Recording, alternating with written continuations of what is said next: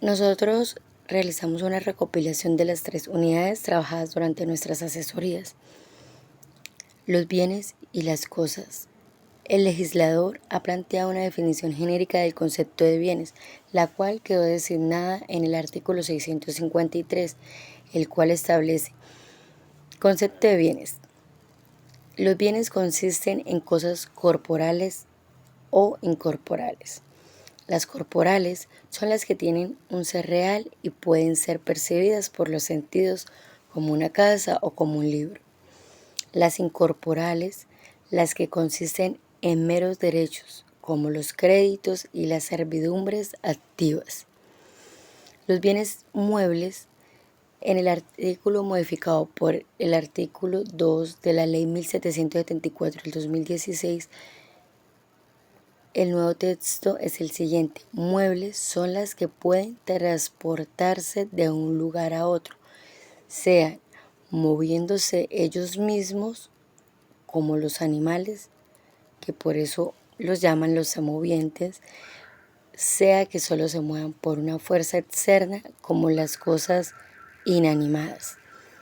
En el artículo 656, inmuebles son inmuebles o fincas o bienes raíces, son las cosas que no pueden transportarse de un lugar a otro, como lo son las minas, las tierras y las que adhieren permanentemente a ellas, como los edificios y los árboles.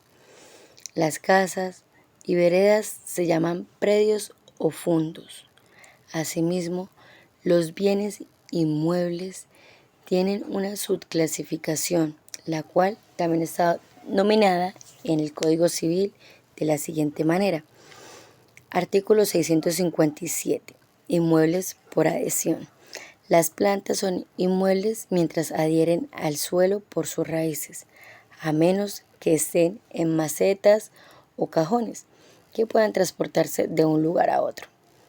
En el artículo 658, los inmuebles por destinación se reputan inmuebles, aunque por su naturaleza no lo sean. Las cosas que están permanentemente destinadas al uso, como el cultivo y beneficio de un inmueble, sin embargo, de que puedan separarse sin detrimento. Tales son, por ejemplo, como las losas de un pavimento y los tubos de las cañerías. Artículo 663 del Código Civil. Este establece que las cosas muebles pueden ser fungibles o no fungibles. Las cosas fungibles son aquellas que se consumen con el uso, es decir, desaparecen al utilizarlas, como el dinero. Y por otro lado, pues las cosas no fungibles son aquellas que no se destruyen con el uso. Pueden seguir utilizándose como una guitarra o como un celular. Vamos a hablar ahora sobre las obligaciones divisibles e indivisibles. Esta se encuentra en el artículo 1581. El artículo 1581 define que una obligación es divisible o indivisible dependiendo directamente de si se puede cumplirse por partes o no. Las obligaciones divisibles son aquellas que se pueden cumplir parcialmente, como el pago de una suma de dinero. En cambio, las obligaciones indivisibles no pueden dividirse, como lo dice el nombre, como la construcción de una casa. Directamente hablando del artículo 729, que habla sobre la cosa principal y la cosa accesoria, señala que cuando hay dos cosas unidas, la más importante se considera principal y la otra se considera secundaria. La cosa principal es la que tiene existencia propia, como una guitarra. Y la cosa accesoria depende directamente de la cosa principal, como el estuche de la guitarra. Ahora vamos a hablar sobre los derechos reales, que se encuentran en el artículo 665, que definen los derechos reales como aquellos que una persona tiene sobre una cosa sin depender de otra persona. Un ejemplo de esto puede ser la propiedad, el usufructo o la hipoteca. Y finalmente, pues vamos a hablar sobre los derechos personales, que se encuentran en el artículo 666, que establece que los derechos de los derechos personales o créditos son aquellos que se pueden exigir a otra persona. Por ejemplo, cuando alguien presta dinero, tiene el derecho a exigir que se le devuelva. Dentro de nuestro ordenamiento jurídico no se encuentra establecido el concepto taxativo del patrimonio, tal como lo menciona nuestro autor Francisco Ternera Barrios en cuanto a que no consagra una definición concreta de patrimonio. Sin embargo, podemos aproximarnos a su noción valiéndonos del artículo 2488 del propio código, texto en el cual se establece que toda persona que tenga deudas se encuentran respaldadas por todos sus derechos y bienes. En efecto, quien se obliga lo hace con su patrimonio. El patrimonio tiene características. Una de sus principales características es que personas naturales o jurídicas son titulares de él. Toda persona posee un patrimonio, así este solo esté conformado por deudas, pues la mayor o menor cantidad de bienes no significa que una persona tenga varios patrimonios. No es transmisible y esto qué, y sino por causa de muerte, ya que nadie en vida puede transferir la totalidad de los bienes con lo que conforman. Se dice entonces que el patrimonio es personal, pues es personal, es inagotable, indivisible, es inalienable, pero puede ser objeto de embargo y de expropiación en lo que se refiere a la tenencia de bienes materiales. Por razones de utilidad pública o de interés social, esto puede ser que llegue a un embargo o expropiación. Bueno, realizamos un resumen de la unidad 2 y de esto llegamos a decir que los derechos reales son el dominio.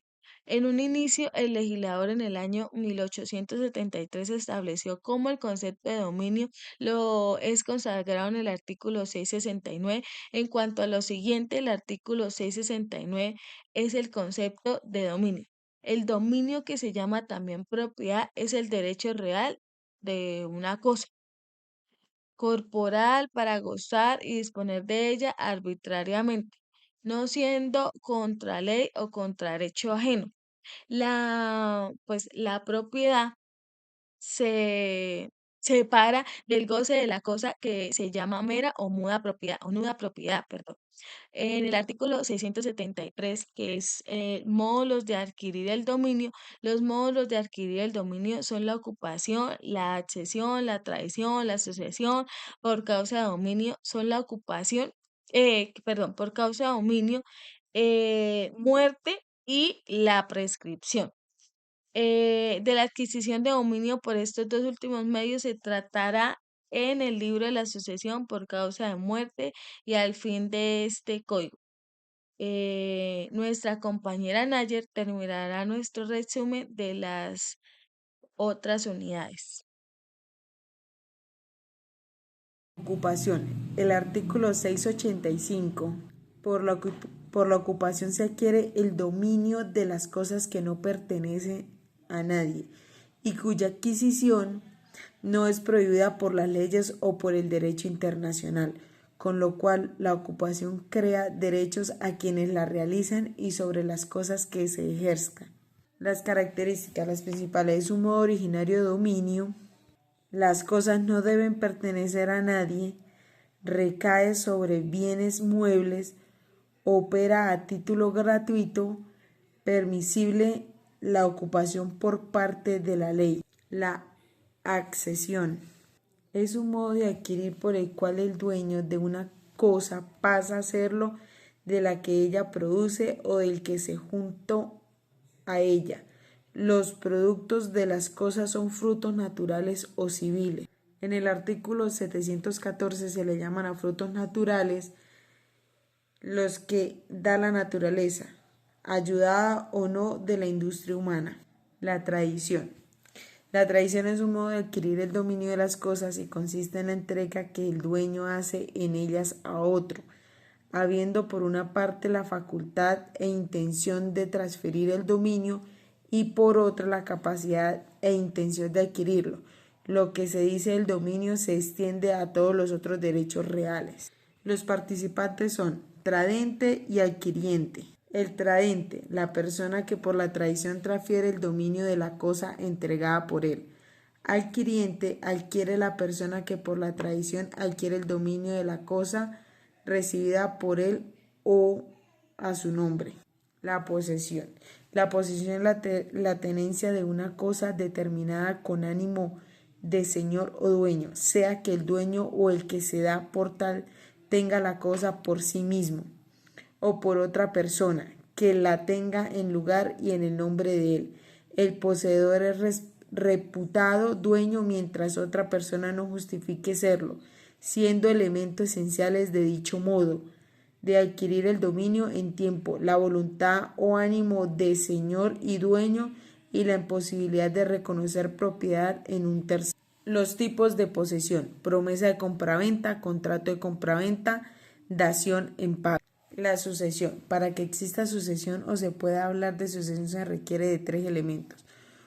Un causante, puede ser la persona que fallece. Unos herederos, personas llamadas a suceder el causante. El presente elemento puede presentarse de 2 tipos. El primero, los herederos, definidos por la ley y llamados por la misma sin que medie la voluntad de las personas, y legatorios, los llamados a recibir por testamento partiendo de la voluntad del causante en vida. Tercero, masa de bienes. La sucesión, vista como un modo de adquirir el dominio, cobra gran relevancia al regular un tema natural como lo es el deceso de una persona.